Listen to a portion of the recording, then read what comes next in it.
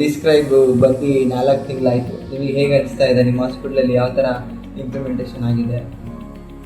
Actually ಮೊದಲು first day ಇದರದೊಂದು ವಿಷಯ ಬಂದಾಗ ಟ್ಯಾಬ ಹೇಗೆ ಇದ್ದ ಸ್ಟಾಫ್ಸ್ ಅನ್ನು ಅದರ ಬಗ್ಗೆ ಟ್ರೈನ್ ಮಾಡೋದು ಹೇಗೆ, ಅವರಿಗೆ ಸಾಧ್ಯನಾ ಅಂತ ಹೇಳ್ಕೊಂಡು ತುಂಬಾ ಕ್ವಶನ್ಸ್ ಇತ್ತು. It was challenging actually. ಆದರೆ the way how you trained our staffs, it was really very well done.